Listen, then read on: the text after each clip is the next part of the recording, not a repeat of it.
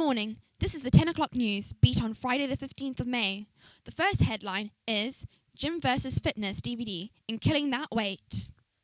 When it comes to killing that extra weight, what's the best way, the gym or fitness DVDs? It's said that recently fitness DVDs has rocketed through the health area for all those wanting to lose weight quickly and effectively. But do they actually give you the best results you want, or is the gym the better option? However, the use of two components, eating healthy and exercise, is vital when losing that weight, whether it's bulking up the muscles or toning of the tummy. We actually have a fitness trainer, Chloe Rankin, on location at the 24 Anytime Gym in Loudwater to explain the most effective ways in losing weight. So, fitness trainer for a few years, what exercises do you think is the best way of keeping fit? It's dependent on which part of the body that you're most focused on, to be honest. Currently, I would say that HIIT is one of the best ways of keeping fit. This is in the form of high-intensity interval training, and it is done through a variety of exercises which focus on different parts of the body. You can change this up from time to time, which makes the effectiveness of the workout much better. Right. Fitness DVDs recently have rocketed through being very popular, but do you feel the gym is a lot more effective, and do you feel that fitness DVDs are a good way in keeping fit? Fitness DVDs can be a good way of keeping fit. They are in fact highly proven with the HIIT workouts that they contain. The problem is that you may be less motivated by them because you're not actually training with anyone and it's in your home environment. Also, these celebrities have other endorsements, such as they take multiple vitamin pills or they take weight loss pills. So the effects that people actually receive are not as good as what they see on the celebrity. Okay, recently Charlotte Grosby released her Belly Blitz fitness DVD, which sold over 10k in just a month. Do you think that it's effective in keeping fit? As said before, I feel that these fitness DVDs, they may work, the workout may work out, it might work for the body, it might show quick results, but I don't feel that they are a sustainable way of losing weight, because actually the diet of those people is not fantastic. They release a DVD, we know what exercises they do, fantastic, we think great, that will sort me right out, but realistically it actually might not. Her type of video uses high intense training involving cardio and resistance training as well. This type of training is surely more effective when trying to lose weight.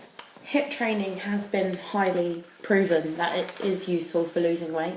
It's also useful for toning the body up, which can work just as well as losing weight. Some people don't, they hop on the scales and they think, gosh, I need to lose a stone. But actually, if you build muscle, you can take away that bad fat and build the lean muscle over the top, which can be more effective. HIIT can work. Resistant training is mainly weights training, so that will again build your muscle. Okay. Fitness would have to be something that is ongoing, so is it better to keep the same routines or mix it up each time? If you continue to do the same exercise over and over again, your body will gradually become accustomed to it. You will not see any improvement physically or mentally because your body already knows what its limit is. If you don't exceed those boundaries and push past those limits, you won't see the results that you wish to have. Compared to other fitness videos like Davina Fit in 15, do you think the gym is more effective in the results that people want? I feel that it's whatever works for an individual. Being a personal trainer, however, I would say that having someone to push you and to motivate you does actually aid your effectiveness of your workout. It also aids your body, as a personal trainer knows which parts of the body the individual wants to work on, and they can then focus on those specific areas. Okay, and at the gym, do you encourage people to work to their full potential? Because at first it must be hard and a struggle to keep that fitness ongoing. I believe that with each person, personally, I will make a fitness plan for them.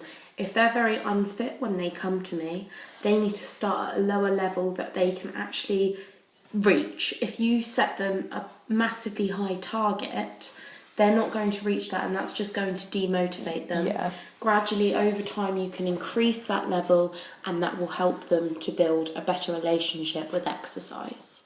Okay, and the final question is, overall, it's not just all about losing weight through fitness. You have to keep a healthy eating plan as well, which Charlotte's DVD also contains. Do you feel that there must be a balance between both the components to make the results very effective? First of all, it actually focuses on what you're trying to achieve. If you're trying to bulk, you're going to need a heavy amount of calories. If you're trying to lose weight, you're going to need to reduce those calories. Both, in essence, require exercise, but it's which step you would like to take.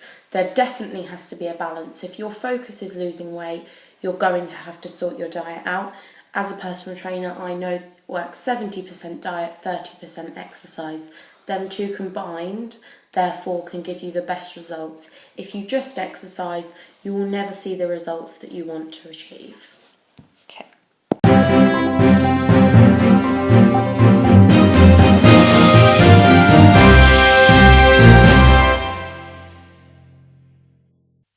And the second story is, what's better, marriage or preventing divorce?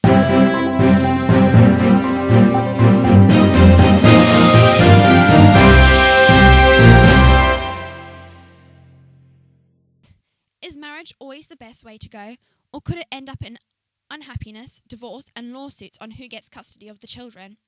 Or is there a better way to prevent all these things by a few questions of people who are in a relationship or married? Many people tend to rush into marriage nowadays and then end up having multiple problems as they end up finding out the person who they thought they loved wasn't the same as when but into a serious relationship. In the interview, we cover things from a professional's point of view. Now in the studio, we got our previous interview with psychologist Valerie. It is estimated that 42% of marriages end in divorce in the UK. Why do you think that is? I would think probably the strains of modern life, both parents working, and they have to work because of financial constraints, whereas women used to stay at home, and perhaps sort of extramarital affairs. Okay. 30% of marriages are expected to end in divorce by the 20th wedding anniversary. Why is this such a milestone in a marriage? I think by the time they've been married 20 years, most of the children are teenagers and grown up. They may have grown apart. The teenagers are living their own life or off to university, and they may feel that they need to move on in their own direction.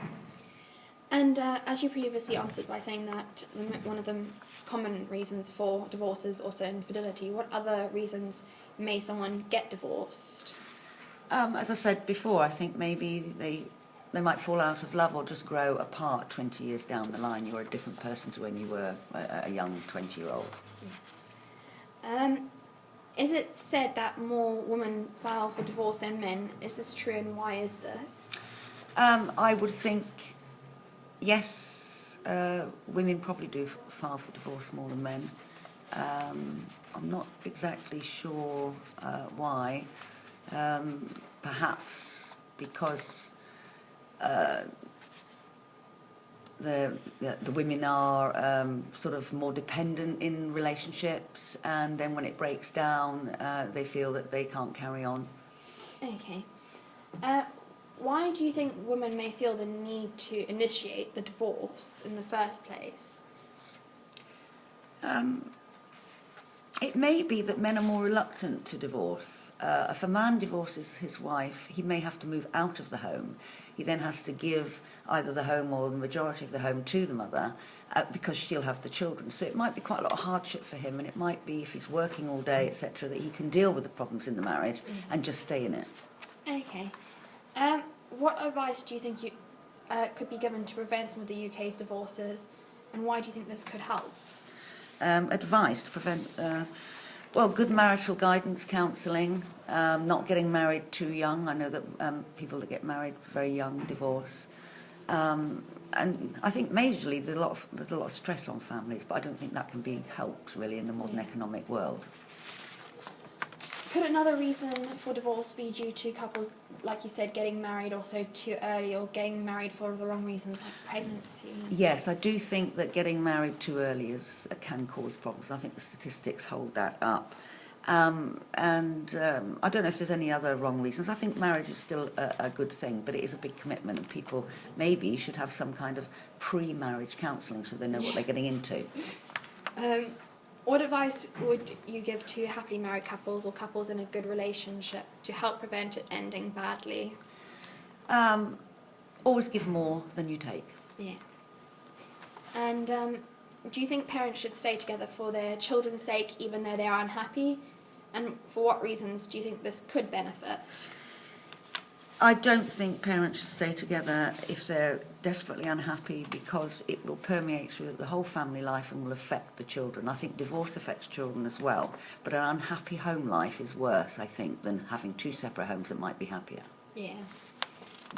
Which relationship would you say works better, when a couple spends all their time together, or when they still keep their own interests and have their own lives and personalities rather than spending all their time with each other? I think the second one, definitely. They've always going to have family time and time together, but having different kinds of friends, different kind of hobbies, being someone in their own right, I think is very, very important to keep a marriage going.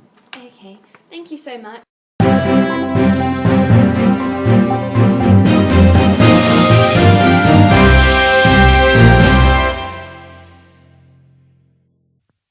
And now for the weather. On Friday, it's said to be dry and bright across southern eastern areas throughout. It's bright and chilly to start elsewhere before becoming cloudy later, with rain and stronger winds spreading to the northern western areas through the afternoon. The outlook for Saturday to Monday is windy with scattered showers or longer spells of rain in the northern of Britain on the Saturday and the Sunday. Drier, brighter across southern parts. Rain spreading south eastwards, clearing the sunshine and showers on Monday.